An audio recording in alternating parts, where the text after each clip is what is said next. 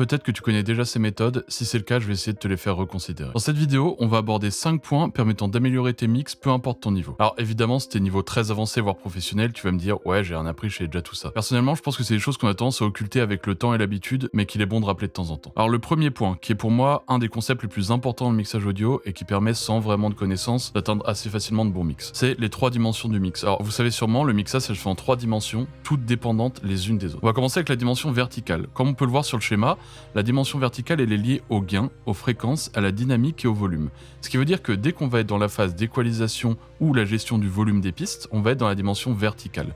Alors c'est peut-être la plus compliquée, ou du moins la plus complète, de par la quantité de choses à faire. Ensuite on a la deuxième dimension, qui est donc la dimension horizontale, qui va gérer la panoramique, c'est-à-dire la répartition des éléments dans la stéréo. Alors attention, la panoramique c'est vraiment quelque chose de très important, il faut vraiment prendre soin de bien placer les éléments. C'est déterminant dans un bon mix. Faut vraiment le faire de manière précise pour avoir quelque chose qui soit cohérent. Pourquoi ? Comme j'ai expliqué, chaque dimension est dépendante l'une de l'autre. Au moment où je vais gérer ma stéréo, la gestion fréquentielle va entrer en jeu. Alors pour avoir un ensemble cohérent, il faudra faire en sorte d'avoir autant d'éléments graves à gauche qu'à droite, autant d'éléments aigus à gauche qu'à droite, autant d'éléments peu compressés, très compressés, et ainsi de suite. Pareil, je vais pas pouvoir mettre tous les éléments forts à gauche, tous les éléments moins forts à droite. Donc je vais me retrouver avec un mix bancal. Le but c'est d'avoir vraiment un équilibre de ce côté-là. Et ensuite on passe à la troisième dimension, donc qui est la profondeur. Alors c'est sans doute la moins bien exploitée et la moins bien comprise. La profondeur, c'est le placement de la source sonore dans un volume donné. J'aurais même tenté de dire que c'est ce qui détermine un mix pro d'un bon mix amateur. Dans un mix amateur, ce qui va très souvent pêcher, c'est l'absence de plan sonore, donc de profondeur. C'est-à-dire que tous les éléments sont au même niveau et qu'il n'y a pas de couche. Et la profondeur, par quoi elle est gérée ? Par la reverb, par le délai. On dit aussi que réduire les hautes fréquences permet de reculer un élément. Si c'est mal géré, ça va venir poser un gros problème, notamment au niveau fréquentiel avec l'apparition de masques. En fait, faut voir le son comme de la 3D. Si en face de toi, t'as un groupe composé d'un chanteur, un batteur, un bassiste, un guitariste, l'endroit où la personne se trouve a une importance sur la façon dont tu vas percevoir le son et le ressentir. S'il est à côté, derrière, au centre, en fait, ça change ta perception du son. C'est pareil pour un mix. En comprenant et en appliquant ce concept, t'amélioreras forcément tes mix. Je vais bientôt sortir une vidéo sur la chaîne où on appliquera directement ce point des 3 dimensions sur le mixage d'une instrumentale, comme ça vous comprendrez bien comment ça marche. Ensuite, le deuxième point, c'est en gros peindre le tableau de son morceau dans sa tête avant même de commencer. C'est selon moi une méthode qui est plutôt intéressante pour aborder le mixage. Faut d'abord écouter en fait son morceau et se demander ce qu'on veut qu'il soit. Quelle direction je veux pour mon morceau ? Quel élément est le plus important ? Qu'est-ce que je veux mettre en avant ? Quelle émotion je veux apporter ? Comment je vais pouvoir m'y prendre ? Par quoi commencer ? En fait, en me posant ces questions, même en notant les réponses, je commence à construire le squelette de ce qui sera le mix de mon morceau. Si je fais le choix d'avoir un gros morceau avec par exemple des Big 808, peut-être qu'il est judicieux de commencer par équilibrer mon kick avec mes 808, puis ajouter la voix. Dans ce type de morceau, si ces éléments fit ensemble, alors tout le reste deviendra évident à mixer. Donc voilà, construire d'abord, avoir l'image de ce qu'on veut de son mix, comprendre en fait où on veut en venir avant même de commencer.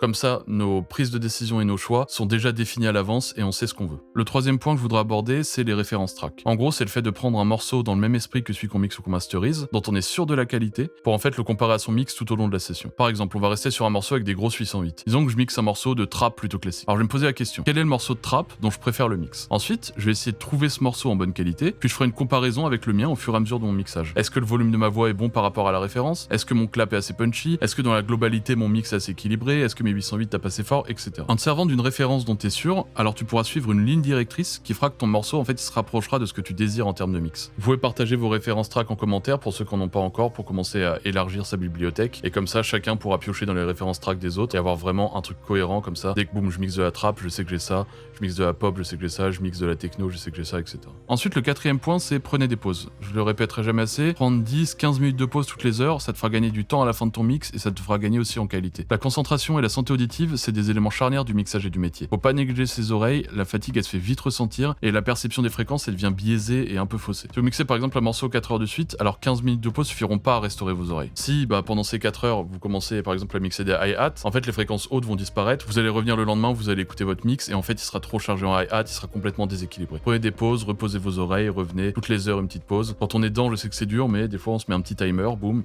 au bout d'une heure on finit ce qu'on est en train de faire et on sort, on revient, etc. J'inclus aussi dans ce point le fait de se mettre en condition avant le mixage, essayer d'être positif, pourquoi pas écouter quelques tracks références, se mettre à l'aise, prendre un peu d'eau à portée de main, surtout éviter les distractions en fait qui pourraient vous faire perdre votre concentration. Coupez Discord, les réseaux sociaux, votre sonnerie de téléphone, concentrez-vous sur le mix et sur rien d'autre. Et le dernier point que je trouve assez important, celui-là il permet vraiment une marge de progression, c'est d'essayer d'apprendre à utiliser vos outils vraiment. En fait, quand je commençais le mixage, je survolais les outils, je n'arrivais pas à avoir des résultats souhaités, alors je prenais un autre outil. On est tous passés par là. Maintenant, dès que j'ouvre un plugin pour la première fois, et même de façon assez régulière, je le fais très souvent, j'ouvre la notice et je regarde les détails du plugin, voir ce qu'il a dans le ventre. Grâce à ça, je vais apprendre à m'en servir et pouvoir avoir les résultats que je veux rapidement, de façon fiable, sans avoir besoin de changer 1000 fois. N'hésitez pas aussi à tester les versions d'essai des plugins avant de les acheter. En créant votre propre arsenal de plugins, vous pourrez avoir un son qui se différencie des autres avec pas tant d'outils différents que ça. Donc voilà, c'est tout pour les 5 éléments principaux. Je vais quand même vous en rajouter quelques-uns. Ne pas se précipiter, ne pas faire les choses par automatisme, écoutez vraiment et ressentir, servez-vous moins de vos yeux,